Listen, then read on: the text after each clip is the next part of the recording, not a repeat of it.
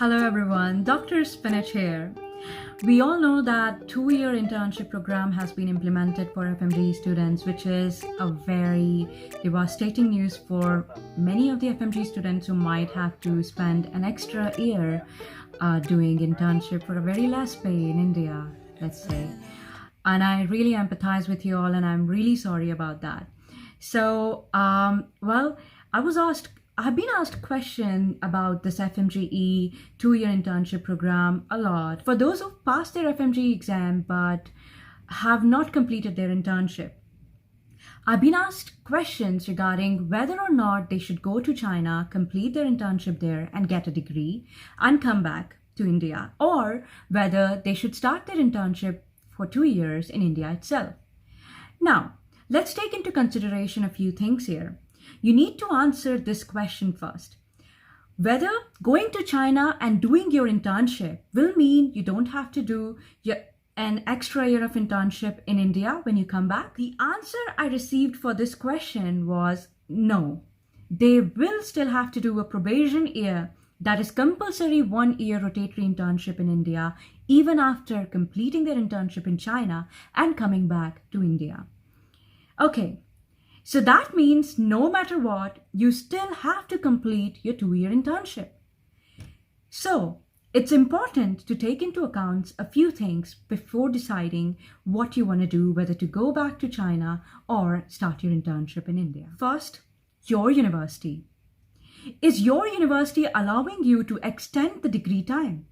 If you do your internship in India for 2 years and then go take your degree, is your university accepting that extension? Or are they asking you to come in the midst of your internship, like completing 1 year in India and then going back to China to take the degree and then coming back to India?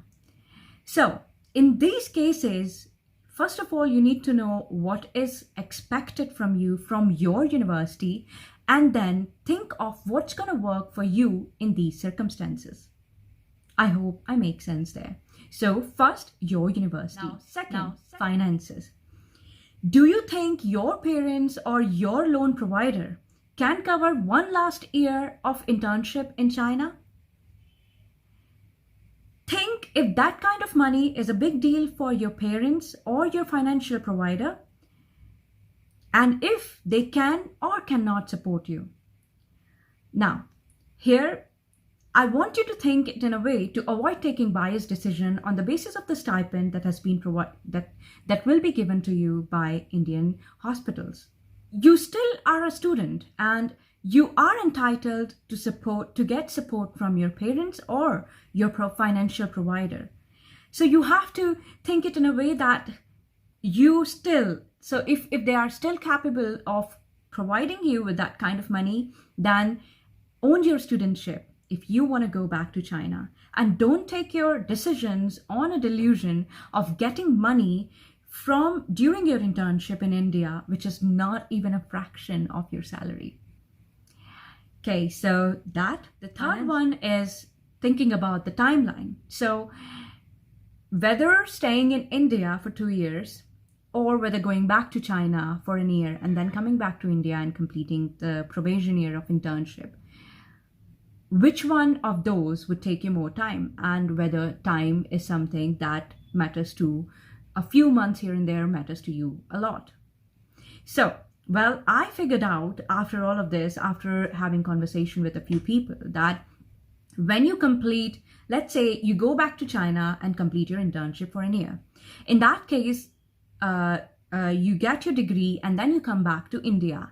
You will have to apply for your provisional registration and then start your probation year of internship in India, and then apply for your permanent registration and get yourself permanently registered in your state medical council, right?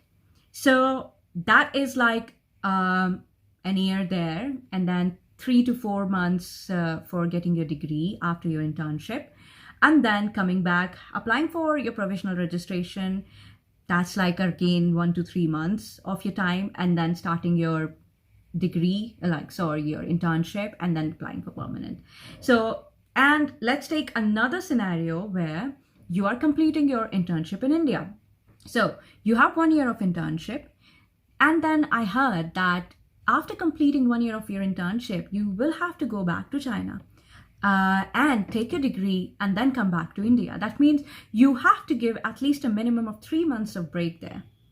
So when I see like the whole thing here, you come back to India, you apply for, and then you start from where you left, and then you do your permanent registration, like after completing your internship. So more or less in both the courses of actions, the timeline or the time that you are spending for 2 years of internship remains the same. Time is not an issue here. So don't choose according to time. Apart from that, you also have to think about your hospital if you're starting your internship in India, whether they will give you a 3-month break in the middle to go to China and get your degree. So you have to confirm that too from your hospital or your college. The fourth thing is the college life, which is kind of most important thing I'd like to highlight here. Because of pandemic, all the students who were not in China or in their respective colleges were forced to stay at home and complete their degree online. This could be your last chance to rekindle your friendships, explore China, and live a final year or to remember your college life. It's been long and you were indoors for a long time. You didn't meet a lot of your friends back from your college. So if the finances were not an issue, then think about this thing as well. And we all know how fun it can be when you have the right company and a little bit of freedom. So that's the final thing that I've been asked a lot is about international exams like PLAB or UKMLA. So basically, people have asked me that since most of our program was online, whether GMC whether they will be allowed to be registered in the UK as a doctor or not. Now, well, you have to keep in mind one thing: the governing body in the UK is pretty strict regarding the curriculum. Okay, they are figuring out as well on how they can give you permission to practice in the UK if some or most of the part of your curriculum was completed online and not offline.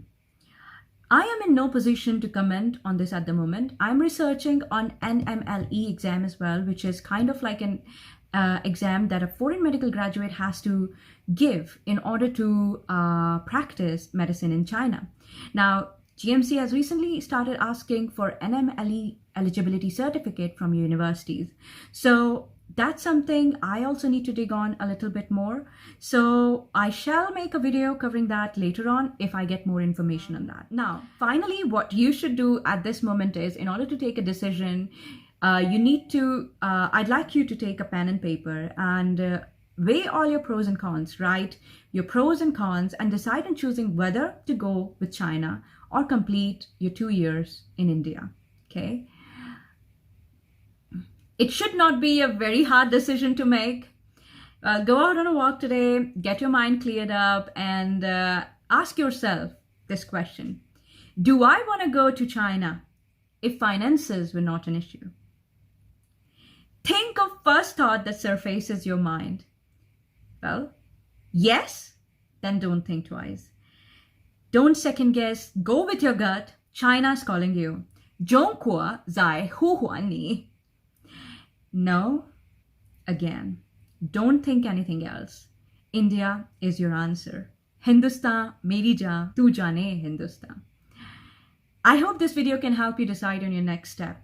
Remember, even if you decide to go to China, when you come back to India and do your probation year of internship, you'll still learn a lot. So don't think that you're not learning if you go back to China. You come back and you learn. When you decide to stay in India for 2 years, use those 2 years as well to your best profit or interest. For example, if you were to apply for NEET PG exam, then start preparing. So I guess that's all about my video today. If you like it, do give it a thumbs up, share it with your friends. It might help them decide on their next course of action as well. And well, click on that notification bell down so that you get updates as soon as I post the latest video. Not subscribed yet? Can I change your mind? Wouldn't you like to see more of me? Well, please subscribe to my channel, and thank you, and have a wonderful day. Am I alright? Thanks for asking, doing just